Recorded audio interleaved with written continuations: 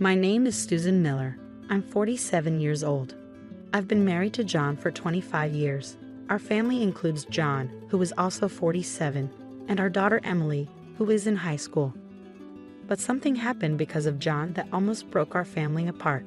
It all began when John forgot his phone at home one day when he went to work. He's always on that thing during meals. It's no wonder he leaves it behind sometimes.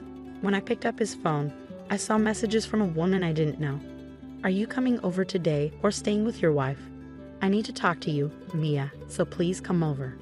What is all this? I panicked as I read the shocking messages. Then my husband John, realizing he'd forgotten his phone, returned home. "Do you know where my phone is? It looks like I left it at home." "Come on, if you have it, just give it back. I'm going to be late for work." What's going on? Who's this legal wife? And who's Mia? When I confronted him, John seemed surprised at first but then sighed heavily and began to explain. "I was planning to tell you about this. I had everything prepared, but I guess getting caught now is probably the right timing." "The right timing? What do you mean?" "Just like you're thinking, I have a mistress. Those messages you saw were from her." "What? You've been cheating? For how long?" "I guess it's been over 15 years now." "Over 15 years?" "Yeah, her daughter is in junior high school now. She's technically my child. She would be Emily's half-sister. She's facing high school entrance this year. It's going to be tough.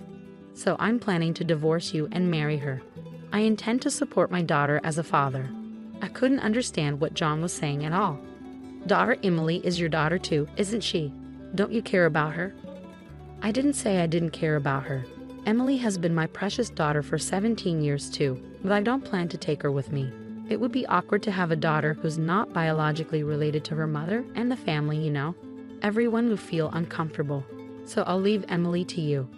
In return, I'll make sure to pay child support until she graduates from college. And if Emily reaches out, I'll be willing to talk. So that should be fine, right? Are you serious? I'm dead serious. In fact, I think I'm offering a pretty good deal. Oh, and here, I shouldn't forget to give this to you. What's this? I've already filled in my part, so just write down yours and submit it. Let me know once you file the divorce papers. I'll come to pick up my stuff once the divorce is finalized. Wait a minute. What are you saying? You're not coming back? Yeah, I'll be living at her place from now on. I'll talk to my folks.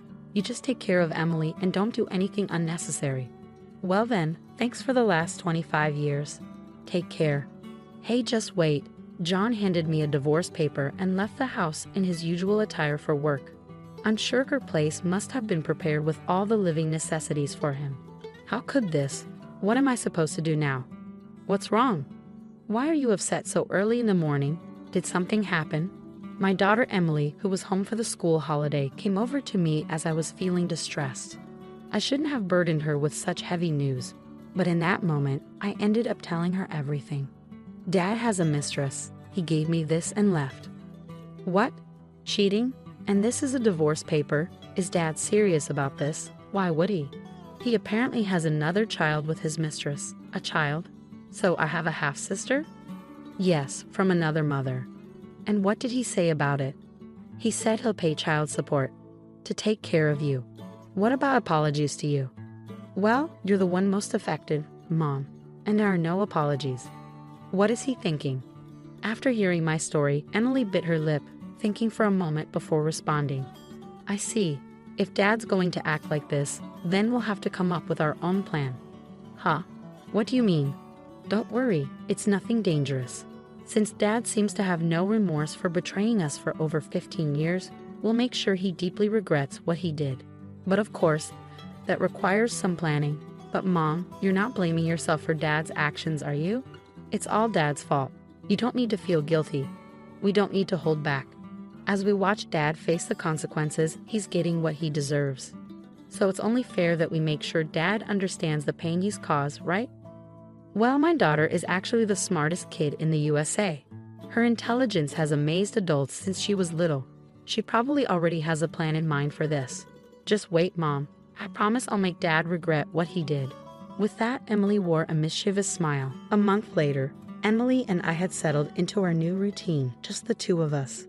The door creaked open, and in walked my husband John, but with patches of his hair shaved off as if by a clipper. The first thing he said was, "What the hell were you thinking?" Dad stormed into the house with clippers in hand. "After hearing everything from you, look what you've done to me," he said, pointing at his patchy haircut. John went on a tirade. He explained how he was relaxing at his mistress's house when suddenly his father showed up with clippers and gave him an unplanned haircut.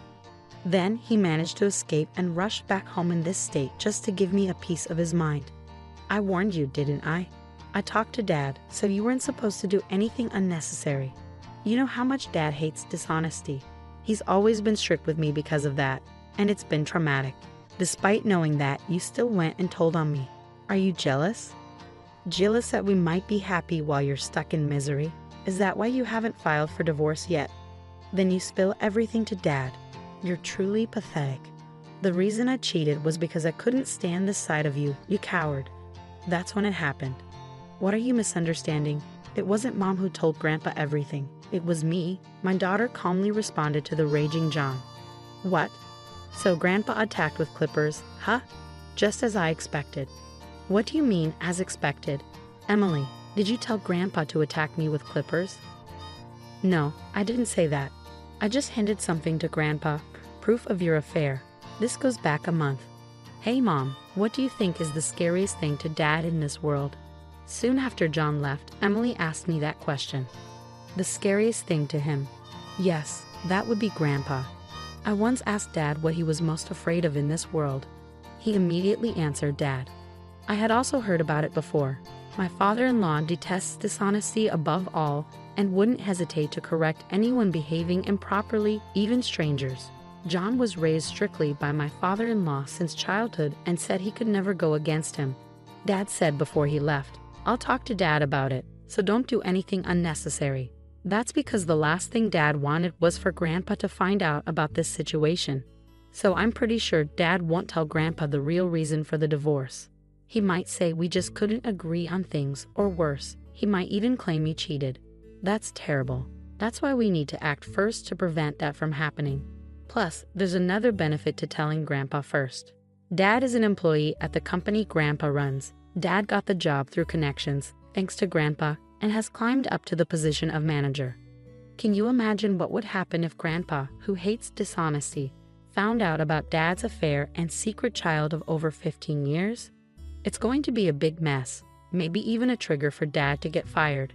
Dad seems to have earned some trust at his company, but Grandpa is definitely Dad's Achilles heel. That's why I plan to use this to our advantage and push Dad into the depths of hell. But first, I need to gather solid evidence of the affair to make Grandpa understand. Saying that, Emily opened the laptop Dad had left behind. Evidence. How are you going to? Normally, you'd need a detective agency to catch evidence of an affair. And there's probably a password on that laptop, right? I doubt you'd leave anything compromising on it.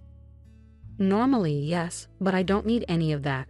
There's no point in paying someone to find something that's right here. Saying that, my daughter dismissed my concerns and rapidly typed on the keyboard, managing to unlock it in just a few seconds. She then extracted all the relevant information contained within. Wow, you really unlocked it. Well, of course. This is nothing for me now. Let's see what kind of evidence Dad left on this laptop. From their exchanges, it looks like Dad's mistress was an ex-girlfriend they reconnected. When I was still in your belly, Mom, that reunion sparked an affair that lasted over 15 years. Look, here's a photo. Dad's mistress seems to be this woman. Mom, do you recognize her? The photo Emily showed me was one of Dad and his mistress looking very close. I had seen the woman in the photo before. She's Dad's childhood friend. She got married early and moved away from her hometown. But after her divorce, she came back. I met her once when we visited his parents. I see. So she came back to town, and that's when the affair started. I'm truly appalled by my own father. Suddenly, Emily froze upon seeing a particular photo. What's wrong? Did you find something? Look at this. Emily looked at a photo of a girl who appeared to be the hidden child. Probably this is my half-sister, Dad's secret child. Are you okay? If it's too hard for you, Mom can take over, and you don't have to do this anymore, Emily. No, it's not that I mind. I want to see this through to the end. Saying that, Emily turned back to the computer. It seems like this girl hasn't been officially recognized as Dad's child. He hasn't acknowledged her. Well, that makes sense. He was probably planning to acknowledge her after the divorce. I'm not sure if this girl knows about us yet, as Dad said. It's confirmed he has a secret child, but I found out something else that's shocking. Shocking?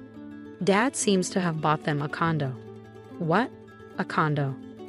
Yes, a new condo right in front of the station. Given the location and it's a high-rise, it must be quite expensive. Oh look, the price is listed online. When I checked the price of the condo my husband bought for his mistress, it was a whopping $1 million. On the other hand, we live in a rental condo I've been leasing since my single days. We discussed buying a house many times, but his consistent response was renting is more cost-effective. So there was this reason behind it. Is that all the information? I was expecting a bit more, honestly. Isn't this enough? It's sufficient, but I wanted more concrete evidence, like photos of them coming out of a hotel. The information we got from this computer includes the mistress and the hidden child's names and photos, and the fact that Dad bought a condo for his mistress. How about we make a direct visit to the condo? If we capture photos of them coming out, that could serve as evidence. Aren't you curious about what kind of life they're leading? Saying that, Emily grinned mischievously. The next day, we headed to the condo where we presumed Dad was staying. The condo looks bigger than in the photos. Really, it's surprising he had enough money to buy a condo for his mistress. Where did he get the money? Mom, isn't that Dad? Looks like they're heading out as a family, Emily pointed. And there were Dad, his mistress, and the hidden child. I quickly captured their image on my camera. From the outside, they look like a normal family. You wouldn't think he's been having an affair for 15 years. They must be considered a happy family by the neighbors. At that moment, we overheard a conversation from the three passing right by our hiding spot. Hey, when's the divorce going to be finalized? You shoved the divorce papers at your official wife before leaving, right? Yeah, but she seems reluctant. Hasn't got any message that she submitted the divorce papers, even though I said I'd pay alimony. What's she hesitating for? Maybe she still has feelings for you, who knows? But even if that's true, you're the only one for me since the beginning. I have no intention of getting back with her, John. Hey Dad, what about me? I'm more important than that other daughter, right? Of course you're my only daughter, Mia. Yay, I don't care if she goes to some famous high school or whatever. Dad chose me. I wonder what kind of face she's making now, being abandoned by Dad. Poor thing. Hearing their outrageous conversation left us astounded. Then, I thought she didn't know since she's not recognized, but she knew about us. No need to hold back then. Let's not just plunge Dad into hell, but those two as well. Emily seemed even more determined to seek revenge after overhearing their talk, glaring at the three with a wrathful expression. But it's good we came here. We got a video of the three leaving the condo, and thanks to their chatter so close to us, we caught their entire conversation. With this evidence, I bet we can demand a much higher amount, and Grandpa won't stay silent for sure. With that evidence in hand, we went to a law firm to draft the claim documents. For the finishing touch, Emily and I headed to my in-laws' house. It's rare for you to visit without notice, and just the two of you at that. Something happened. Actually, I shared everything that had occurred with my in-laws, Mike and Lily. Mike started trembling and then exploded in rage. Over 15 years of cheating, and he even has a secret child. That bastard, where is he now? He's been at his mistress's place since he left in the condo he bought her, right in front of the station. What? When Dad said, my daughter is only Mia. Only you, does Dad hate me? After living together all this time, he values that woman's child more. And if Mom and Dad get divorced, does that mean I'm no longer Grandpa and Grandma's granddaughter? I don't want that, Emily. That's not going to happen. Even if they get divorced, you're our only granddaughter. Don't worry. Grandpa will make sure he pays for this. His expression was exactly like Emily's that time. He had a look of burning vengeance on his face. And then, a few days after we left his house, Mike, armed with a clipper, raided the apartment where he was staying. That's how we got to this point. You did this. Sorry to shock you, but I have something to give you. With that, I handed my ex-husband a brown envelope. What's this? Open it, you'll see. He hesitantly opened the envelope and turned pale upon seeing the contents. What? Why?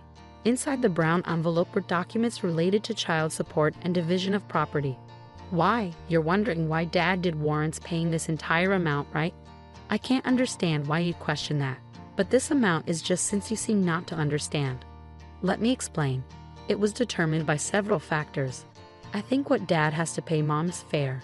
For that amount, I still have an issue with the amount, but this division of property is absurd. Why do I have to sell the condo I bought? That's ridiculous. I thought you'd say that. What? The condo you bought for your mistress in your name is subject to division of property. That's a well-established fact. It's not something you can argue against. What about them then? You're not telling me they have to leave, are you? Exactly. If a house is being sold, the people living there need to leave. You're heartless. I'll throw those words right back at you. After all these 15 years, you've really outdone yourself in deceiving us, you coward. You seem quite unhappy with these documents, but no matter what you say here, Dad's wishes won't be met. These aren't documents we made up. They were professionally drafted by a lawyer we hired. So if you have any issues with the amount, why don't you hire a lawyer yourself and file an appeal? Whether that will be successful or not, I can't say. Hearing this, my husband blurted out, Okay, I get it. I'll break it off with her and move out of that condo. That's what you want, right? Apparently, the idea of paying hefty alimony was too much for him. He said he'd break up with her and return home. However, things didn't go as he had hoped. Break up? Move out? Do as you like. It's no longer my concern. Not your concern. This is about us. We're married. We should talk more. Are you misunderstanding something? We're nothing to each other anymore, complete strangers. What are you saying? But you haven't submitted the divorce papers yet. That's only because I've been too busy dealing with your mess to get in touch. I submitted the divorce papers the day you left, so we're already divorced. What? Too bad, Dad. It's too late. The divorce papers have been processed, and you two are divorced. As for the documents, we'll be claiming accordingly. Damn it. And don't forget about the child support payments. I heard it from Mom. You said it yourself, right? That as a father, you would diligently pay child support until I graduate from college. Thinking back, I can't recall any fatherly things you've done for me, but at least for this last part, be responsible and live up to your word, Dad. Jan was left speechless by Emily's words. Then, that moment came. A call came through on my phone. It was John's father, Mike, probably anticipating that the ex-husband had stormed back to me. He called, and his guess was spot on. Seeing that I was on the phone with his father, the ex-husband's face turned pale. Mike wants to talk to you, Dad. No, tell him I'm not here. That's impossible. Besides, Dad knows you're here, so avoiding him now will only make things worse later, won't it? Reluctantly, he took the phone and started talking. Dad, what do you want? I didn't. Why do I have to come home? Wait just a minute. Hey, what did he say? He said I have to come home because he has something to talk about. Well, you better go then. Go? Are you kidding? If I go to Dad, I'm finished. What should I do? But fretting about it here isn't going to help, is it? What do you mean? Grandpa said you're fired. Why? I don't know the details, but if it's serious enough for a firing warning over an affair, you must have done something quite bad, right? Well, looks like you do have an idea by that expression. Then you better hurry to Grandpa's place. Hearing his daughter's words, the ex-husband rushed out of the house in a panic. It seems his position meant everything to him after all. Dad, that was quicker than expected. I heard from Emily. Are you serious about firing me, Dad? Just because of this affair, which has nothing to do with work. And now you're firing me? This is clearly wrongful dismissal. Wrongful dismissal? Have you forgotten all the mistakes you've made? Unauthorized absences, being late, trouble with employees at partner companies are everyday occurrences. Other employees had to clean up your messes while you strolled around like you own the place because you're the president's son and the presumed next president. It's only natural you be laid off for this. This is a fair decision. But so suddenly. True, I've turned a blind eye until now because you're my son. But that ends today. What do you mean by that? After today, I'm cutting ties with you. You betrayed the two people you should have cherished most, trying to find happiness just for yourself. You're no longer my son or anything to me. Never show your face to me again. No, this can't be true. To my father-in-law's declaration, the ex-husband was fired. Furthermore, being told that their familial bond was severed, he collapsed to his knees, screaming in agony. When my father-in-law told us this, Emily and I high-fived each other. However, a few days later, he did as Emily suggested and hired a lawyer to dispute my claims, but his appeal was rejected. In the end, he had to pay exactly as I initially demanded. It seemed John's mistress was entirely dependent on the ex-husband's salary, being a part-time housewife with a meager monthly income. Hence, I admit to what I've done and I'm reflecting on it, but I can't pay such an amount. Half? No, even a 30% reduction would be appreciated. She pleaded for a reduction, as if haggling at a market, but I rejected it. Eventually, her parents had to pay off the debt in her stead. Thus, even though he got his wish to remarry his mistress, he ended up in a terrible living situation. Of course, the hidden child who was supposed to enroll in high school couldn't do it due to her parents' self-inflicted plight. As for us, then, Mom, I'm going to take care. You too. It's really dangerous out there these days. I know, Emily. If anything happens, make sure to contact me. Even if nothing happens, I'll still check in often, and I'll come back home, even if you get tired of me. Since then, Emily has been attending a university and is living on her own for the first time today. But I'm not too worried. After everything she's managed to pull off almost single-handedly, I'm sure she can overcome anything that comes her way. Get out already, they demanded, their voices cutting through the tense air of the house. Yeah, give us this house already, echoed the demand, leaving Kathy feeling like a stranger in her own home. I can't believe this is happening in my own house, Kathy thought, her heart heavy with disbelief. But if you really want this house, I'll give it to you. Just you wait and see, she resolved silently, steeling herself for what might come next. My name is Kathy Smith. I just turned 60 this year, she reminded herself, drawing on her inner strength. I got divorced when I was young. My ex-husband was a heavy drinker and he used to verbally and physically abuse me, Kathy reflected, her past pains still haunting her. When he started to raise his hand against our children, I served him with divorce papers, she recalled, the memories still vivid in her mind. After that, I single-handedly put our 2 children through college, Kathy continued, pride mingling with the pain of her past. Now, I continue to work in flower arrangements, a job I've always enjoyed, she stated, finding solace in her passion. Also, I've started online lessons a few years ago and have been enjoying the new interactions, Kathy added, a glimmer of excitement in her voice. My eldest son, Max, who has always lived at home, married a woman 2 years older than him, Kathy shared, her thoughts drifting to her family dynamics. I thought that they would move out, but they asked to live with me. Since there was no particular reason to refuse, I agreed to live together. The 3 of us, Kathy recounted, the weight of her decisions evident in her words. My eldest son's wife, Anna, was quiet and not good at housework. She started learning it from me, and I thought she was a good girl, Kathy reminisced, a tinge of disappointment coloring her memories. But now, her initial image is gone, and her true nature is fully exposed in front of me.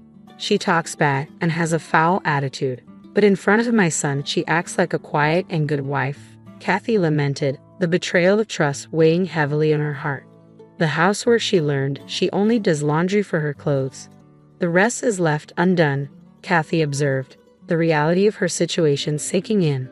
This is supposed to be the house where I've lived for many years, but somehow I'm treated like an intruder, Kathy confessed, her voice filled with resignation. Yet I am somehow managing to live with these 2 who show no signs of leaving, Kathy acknowledged, her determination shining through the adversity. But little did I know that day would greatly change my life, Kathy reflected, a sense of foreboding creeping into her thoughts. That day, after finishing my online lesson and taking a break, the house was filled with Max's yelling, Kathy recalled, the tension rising with each memory. Hey old hag, we're out of shampoo. I can't wash my hair, she mimicked, the words stinging her ears even now. Despite being in the bathroom, his yelling reached all the way up to my room on the 2nd floor, Kathy remembered, the frustration evident in her tone. He is like this every day, so I'm used to being yelled at by him, Kathy sighed, resignation coloring her words. Not being very quick myself, I went to get the refill shampoo as quickly as I could. Kathy recounted the routine of her days unfolding before her. Here, I'm sorry I didn't notice, she offered, her attempt at peace met with disdain. Too slow. It took too long after I called. Make sure to check time. I'll be careful next time, Max retorted, his words cutting deeper than any insult. Without saying anything, he snatched the refill shampoo from me, Kathy admitted, her hurt palpable in the memory. At that moment, I accidentally cut my palm a little deeper with the refill bag, Kathy confessed, the pain of her physical and emotional wounds intertwined. Complaining here would just add fuel to the fire, Kathy sighed, her resignation evident in her tone. Sighing, I took a bandage out of my first aid kit, Kathy continued, the routine of caring for herself a small comfort in the chaos. Then Anna called out to me, "What, you got hurt? You're so clumsy," Kathy recounted, the sting of Anna's words still fresh in her mind. "It's almost dinner time. Isn't the meal ready yet?" "I'm hungry," Anna demanded, her entitlement grating on Kathy's nerves. "Oh, is it that time already? I'll start preparing right away," Kathy responded, her voice strained with the effort of maintaining composure.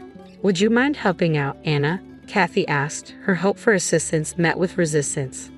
"Ha! Why do I have to cook too?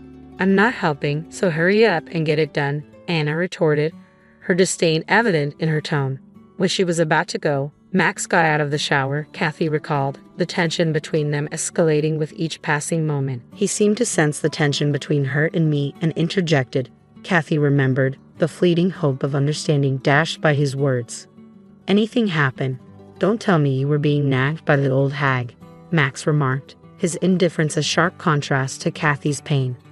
"No, nothing like that. She just asked me to help her with dinner because she got hurt," Kathy explained, her attempts at reason falling on deaf ears. She started talking to him in a sugary voice, completely different from her previous attitude, Kathy noted, the facade of civility crumbling before her eyes. "I recognized this routine and resigned myself to what was about to happen," Kathy admitted, the weight of her acceptance crushing her spirit. "So she forced you to help. Hey hag, you know Anna can't cook, right?" Max accused, his words like daggers aimed at Kathy's heart. "Are you kidding me with this? I didn't force her, I just asked if she could help. When she declined, I was going to do it myself," Kathy protested, her voice shaking with frustration. As I was explaining myself, she quickly wrapped her arm around his and began to argue, Kathy recounted, the betrayal of her son's allegiance cutting her deeply. "She told me she can't cook because she got hurt her hand. And the reason dinner was late was because she was sleeping, not working," Max defended, his loyalty to Anna blinding him to the truth. "Enough. Whether you said it or not doesn't matter now. The fact that you tried to make Anna cook is true. It's your fault, hag," Max accused, his words a final blow to Kathy's hopes for reconciliation. With that, he stormed off to the living room, his back to me, Kathy remembered, the pain of rejection washing over her like a tidal wave. At that moment, she stuck out her tongue in satisfaction as if it was a victory, Kathy recalled, the bitterness of defeat staining her soul. "And then followed him to the living room," Kathy concluded, her voice hollow with resignation. "He always took her side and never showed any." I caught sight of Max and Anna sprawled on the couch, their casual demeanor interrupted by my presence. Anna, quick to compose herself, straightened up and smoothed her appearance, flashing a fake smile as she greeted our guests. "Long time no see, Lily. You look more beautiful than ever, and Jake is handsome as always. Please sit down," she said, motioning for them to take a seat. Anna then gracefully excused herself from the couch and made her way to the kitchen. Once Lily and Jake settled in and started chatting with Max, I quietly followed Anna into the kitchen. There, Anna was busy preparing coffee for everyone except me. As I reached down to grab some snacks from a lower shelf, Anna's demeanor shifted. She leveled a thinly veiled threat at me, accusing me of not informing her about our guests' arrival. "I didn't hear anything about them coming over. Are you messing with me? I did let you know, Anna. You just chose to ignore it, making excuses again. You'd better watch it with that," she warned, her hand poised threateningly. Just as I prepared to shield myself, Lily walked in. Concerned, she offered to help and inquired about the situation. Anna, caught off guard by Lily's presence, quickly retracted her hand and feigned innocence. For the first time, I was taken aback. As Anna was about to hit me, my daughter Lily moved closer to me, positioning herself protectively between us. I recounted, relief flooding over me at Lily's intervention. What on earth was that about? Surely, Anna, you were trying to hit my mother, were you? Lily questioned, her tone incredulous. Of course not. I would never do such a thing. I saw something about to fall from the shelf, and I thought it was dangerous, so I was just trying to help. Wasn't I, mother-in-law? Anna quickly interjected, her voice dripping with false concern. Yes, that's right. You saved me, Anna. Thank you. I'll take care of the rest of the preparations, so please, just relax, I replied, playing along with Anna's charade to diffuse the tension. With that, Anna returned to the living room, her smile unwavering, but her eyes betraying no warmth. Despite her reassurances, I couldn't shake the feeling of fear that gripped me. Lily, sensing my distress, offered words of comfort, assuring me of her protection while she was there. And in that moment, her words were a balm to my frayed nerves, soothing the tension from my body. I breathed a sigh of relief when Lily entered the kitchen, breaking the tense atmosphere. If she hadn't, I was certain Anna would have followed through on her threat. Thank you. I feel better now, I managed, mustering a weak smile. Lily, perceptive as ever, saw through my facade. I know you, Mom. You will tell me even if I ask, but remember this, if you ever need help, don't hesitate to contact me. I'll be there for you anytime. Lily reassured me, her sincerity touching my heart. I nodded in agreement, grateful for her unwavering support. After that, the rest of the day passed peacefully. As night fell, Lily and Jake decided to head home after dinner. Anna offered to help prepare the meal, but Lily insisted she relax, perhaps having witnessed her earlier behavior. With Lily's assistance, dinner preparations went smoothly, and our conversation flowed freely in the kitchen. It was a pleasant change of pace, and for the first time in a while, I genuinely enjoyed myself. Once the meal was ready and we all sat down to eat, my eldest son praised Lily's cooking. "This is delicious, Lily. Your cooking is the best," he complimented. Despite my protests, he continued, comparing her cooking favorably to mine. Anna simply smiled and nodded, but Lily and Jake exchanged serious glances. The room fell silent until Lily addressed Max. "I think you're misunderstanding something, bro. Mom did all the seasoning," she explained. Max's expression darkened, feeling deceived. Anna's smile wavered, signaling trouble brewing. Just as tension threatened to escalate, Jake intervened, diffusing the situation with understanding. "I can totally understand. My mother-in-law's seasoning is similar to Lily's, so it can't be helped," he chimed in, easing the atmosphere. As we finished eating, Jake kept the conversation light with amusing anecdotes, restoring cheerfulness to the room. After Lily and Jake left and the cleanup was done, however, a dreadful incident unfolded. Max's demeanor shifted drastically as he hurled insults at me, reminiscent of my past with my ex-husband. Unlike his demeanor earlier, there was no restraint in his words. "Hey, you old hag, you really put me to shame today," he snapped. But I refused to be intimidated. "There's no such thing as shame, you know," I replied calmly, refusing to let his insults shake me. I learned that she had invited Lily and Jake over to get back at us. I overheard her and Lily talking. Anna chimed in, accusingly. "Anna, Lily, and I didn't talk about such a thing," I protested, but my words fell on deaf ears. "Shut up, you old hag." Anna wouldn't lie. "Enough with your acting," he snapped, kicking me suddenly. I tumbled to the floor, paralyzed with pain. But his assault didn't stop there. He approached me, kicking me repeatedly as I gasped for breath amid the agony. All the while, Anna watched with a giddy smile.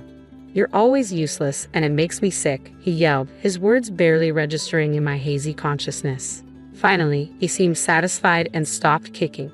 Seeing my battered state, Anna burst into laughter, her cruelty piercing through me like a knife. Remembering the terrifying days of domestic violence with my ex-husband, tears flowed uncontrollably out of fear. But instead of compassion, their laughter only intensified. "What are you crying for?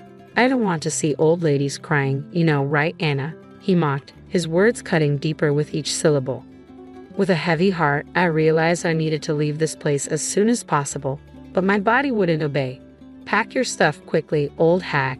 Leave this house today," he demanded, his tone unforgiving. The realization hit me like a ton of bricks. This house, filled with memories I had gathered over the years, was under my name. I had never even considered leaving. "Understand? Pack your things within an hour and get out." This is our house from today. Move quickly unless you want to be kicked again," he threatened, his words leaving me no choice but to submit. In agony, I started packing, tears streaming down my face out of frustration, fear for the future, and anger towards them. It was the first time I harbored a deep-seated resentment towards them and vowed to fight back. Once I finished packing, they wasted no time in kicking me out, barely exchanging a word. As I stood on the sidewalk, pondering my next move, the thought of my daughter Lily surfaced in my mind. Hailing the cab, I grasped at straws and headed towards Lily's home. Upon arriving at her house, I noticed the lights were on, and I rang the doorbell. Through the intercom, I heard her voice. When she realized it was me, she quickly opened the door, her expression a mix of surprise and concern. It was only natural. Moments ago, her mother was unharmed, but now I bore bruises, visibly carrying the weight of my ordeal. Lily immediately called for Jake to help carry my baggage, supporting my body as they led me into the house. She assisted me in removing my jacket and gently guided me to the couch. Despite my less than ideal condition, she meticulously assessed the extent of my injuries. Jake fetched a blanket to ensure I stayed warm, his actions reflecting their unwavering care and concern. After evaluating my injuries, which included multiple fractures and a significant bruise on my head, Lily suggested a visit to the hospital for further examination. Initially hesitant, I declined, not wanting to inconvenience them further. However, they insisted, and upon arrival at the hospital, the examination revealed the severity of my injuries. Though fortunately, there were no issues with my head, I was advised to stay for observation. 3 days later, I was discharged and returned to Lily and Jake's home. "I'm really sorry, both of you. I don't know how to apologize for causing you so much trouble," I expressed, overwhelmed with gratitude for their support. "Don't worry about it. We're just glad it wasn't life-threatening," Lily reassured me. "After we're settled in, can we ask what happened?" Reluctant at first, I knew withholding the truth wouldn't suffice, especially considering the severity of my injuries. So, I recounted everything from the verbal abuse to the terrible treatment from Max and Anna since we began living together. Lily listened in silence, her husband also lending his ear from a distance.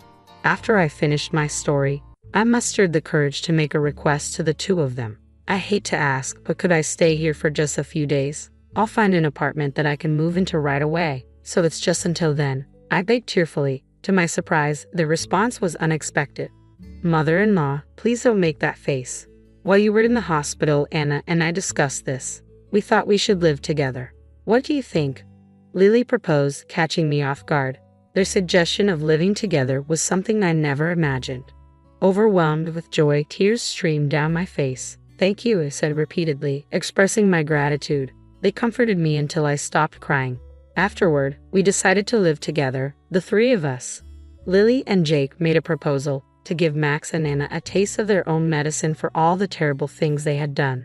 "But is it okay to do something like that to your own brother?" I questioned. Lily's response was resolute. "I can't forgive those two. I believe they must not be forgiven." Seeing her determination, I agreed to the proposal, entrusting them to handle everything. Around the time the month changed, I received a call from Max. "Hey, we had no idea there was still a mortgage on the house, and now we got a summons to court." "What's going on?" he demanded, his tone accusatory. "I never said there was no mortgage. It's your house now. You should be the one to pay," I replied calmly. Max's response was heated. "You gotta be kidding. We can't afford to pay that much. It's your house, you built it, so you should pay till the end," he argued. Refusing to accept responsibility, I stood my ground. "It was you who kicked me out, so it's not my business," I retorted. Max's threat hung in the air as he abruptly ended the call. Trembling with fear, I realized the gravity of the situation, but believing Lily and Jake were on my side, I managed to calm myself. When I later informed Lily and Jake about the call, they seemed unsurprised. "Mom, just ignore his calls from now on," Lily advised. Following her guidance, I obediently complied. Since then, I've been receiving calls almost every day from Max and Anna, but I steadfastly obey her advice. I continue to ignore the relentless calls. One day, they showed up at Lily's place. I was in the middle of an online lesson at the time and wasn't privy to the initial conversation. After my lesson, as I headed to the living room, I heard familiar voices. Peeking quietly, I saw Max and Anna pleading with Lily and Jake. "Please just lend us a little bit of money," they begged. Lily responded sternly, "How have you been handling your finances up until now? Weren't you contributing even a bit to your household?" "Well, we were paying our cell phone bills and insurance, but we never gave any money to my mother," Max admitted. Lily and Jake exchanged stunned looks and let out a sigh. "So you're saying that Mom was covering all expenses, including utilities and food, and despite that, you treated her like a maid, verbally abused her, and eventually assaulted her and drove her out of her own house? We don't have a single cent to lend to people like you guys," Lily said firmly. "What do you mean by verbal abuse and assault?" Max hesitated, prompting Jake to step in. "I agree with Lily. When we found Mother-in-law, she was in a terrible state. She even had to be hospitalized. That's clearly a crime," Jake asserted. At this point, Max grew defensive and attempted to lunge at Lily. I was about to intervene, but Jake swiftly got in between them. Effortlessly restraining Max, Jake maintained control while Lily called the police. Shortly after, the police arrived and took Max and Anna away. Once they were gone, I rushed over to Lily and held her close. "I'm glad you're okay. Really glad you didn't get hurt. Jake, thank you for protecting Lily," I expressed my gratitude. They both simply smiled in response, treating me kindly to put me at ease. Later, the evidence gathered by a detective and the lawyer Lily and Jake hired ensured we would receive a substantial amount of punitive damages from Max and Anna. It was then revealed that they had each been having affairs and were in a messy situation. Now, not only did they have financial issues, but they also had marital problems to face. Free from my abusive son and his wife. Once I regained my freedom, I started to heal, venturing outside again with a newfound sense of peace. Despite this, I still received occasional contact from Max, a clear violation of the court-ordered no-contact rule between us. Each time this happened, I promptly contacted my lawyer, who handled it with strict adherence to the law. One day, while at the supermarket, I bumped into our old next-door neighbor, who shared some interesting news. Apparently, Max and Anna were constantly embroiled in arguments about money and infidelity. Anna's true nature had finally come to light, acting as the catalyst for their impending divorce. As a result, they had decided to put their house up for sale. Meanwhile, my private investigator unearthed some revealing findings about Max's downward spiral. His involvement in police matters, lawsuits, and now his divorce had become the talk of his office. His inflated ego led to him quitting his job immediately, and he was dumped by his affair partner. Now, he works part-time and is homeless, spending his nights in parks and abandoned buildings. As for Anna, she had been staying with the man she was having an affair with, but she too was recently dumped. Now, she's seeking work in live-in jobs, attempting to rebuild her life from scratch. Her once beloved hobbies such as nail art and other fashionable activities have been abandoned, and she's now living a humble existence. Meanwhile, I decided to buy back our old house, which had been put up for sale. After some renovations, I now live there with my daughter Lily and her husband Jack. Lily, with her qualifications in aromatherapy and massage, suggested opening a small shop on the spare land we had. We've been managing well, offering physical lessons in the shop, selling items, and running a reservation-based aromatherapy massage service. Returning to our own home brings happiness every day. I am grateful to Lily and Jack, who took care of all the complex issues like private investigators and lawyers, which I found hard to handle. Their support has enabled us to achieve our current lifestyle. I have a wonderful relationship with Lily and Jack, and recently, I received the delightful news that Lily is pregnant. I can't wait to hold my grandchild in my arms. Looking ahead, my life will only become more joyful, and I consider myself very fortunate. I cannot thank them enough.